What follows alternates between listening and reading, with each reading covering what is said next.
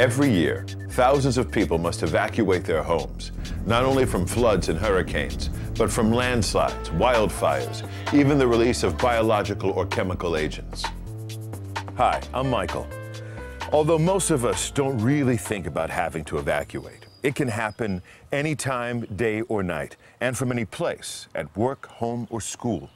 But there are easy actions you can take so that you can be ready ahead of time. First, when you're asked to evacuate, it is so important to take that seriously and to leave quickly. Evacuation is serious business. You should know your community warning signals, know what radio and TV stations to listen to, be familiar with evacuation routes, and have a plan. Making plans at the last minute can cost precious time, and it can be confusing and stressful and dangerous. We might be in denial about some of the reasons to evacuate, like terrorist threats, but we need to be prepared. Evacuation is serious business. Let's review in more detail.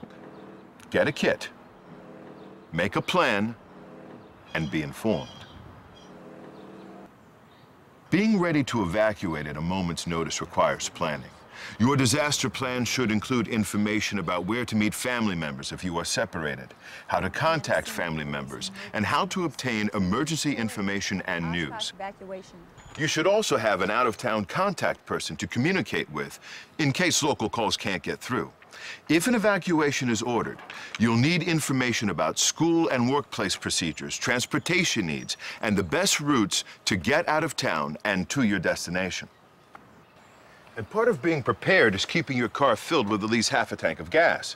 During emergency evacuation, gas stations, if open, have long lines and may run out of fuel to sell, so keep it gassed up.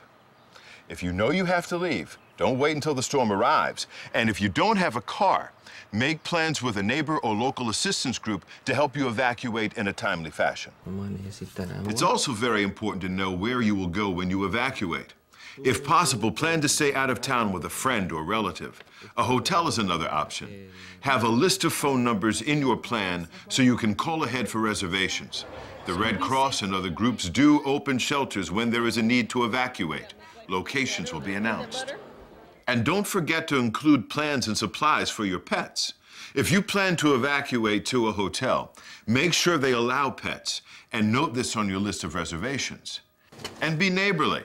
Ask any senior citizens and people with disabilities if they need any assistance with their emergency and disaster planning. Make or get a kit. The first action you need to take is to prepare a disaster supplies kit. Decide what essential items you'll need and pack them ahead of time in a portable disaster supplies kit. You may have many of these items at home already, as some retail stores carry kits, or check with your local American Red Cross chapter to buy a kit. You can also visit www.redcross.org for a list of suggested kit items or to buy a pre-assembled kit online. Besides food, water, and essentials, your kit should include personal supplies like prescription medicines, extra pair of eyeglasses, a crank or battery-operated radio, first aid kit, and extra batteries. Take important papers such as insurance policies, deeds, Social Security cards, and medical records. Pack an extra change of clothes as well as some bedding. Bring some comfort and security items, as well as card games, books, and other entertainment. To make it really easy, keep a basic supplies kit in your car. Just check expiration dates on food, water, and batteries. If there is time before an official evacuation, secure your home. Anytime severe weather threatens, look for and secure potential hazards like loose tree limbs, loose trash cans, or lawn furniture. Board up windows. If major flooding is expected, sandbag your home and move items off the floor or to an upper level of your home. Know how and when to turn off your electricity at the main fuse and your water at the main valve.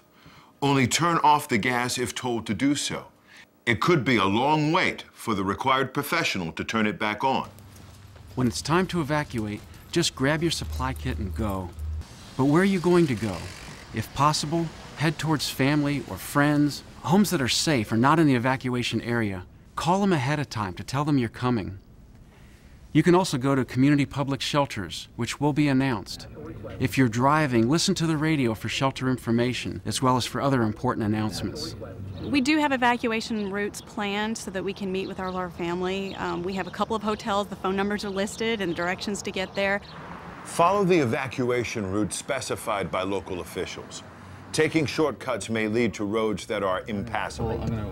Driving through moving water is dangerous. If water blocks a roadway, turn around. When returning home after an evacuation, take precautions. Check for damages, gas leaks, and electrical problems.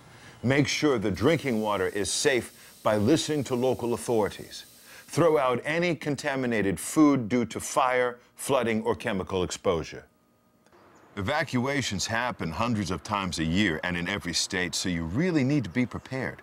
Get your family involved and get ready. Put an evacuation plan in place and practice that plan to make sure it works. When told to evacuate, grab your disaster supplies kit and go. Take your pets with you. Lock and secure your home. Leave as early as possible to avoid the last-minute traffic delays, and listen to authorities for further instructions. By following these steps and tips, you are planning for your safety during an evacuation. Are you and your family ready? If so, great. If not, now is the time to start planning. For more information, contact www.redcross.org. And remember, get a kit, make a plan, and be informed.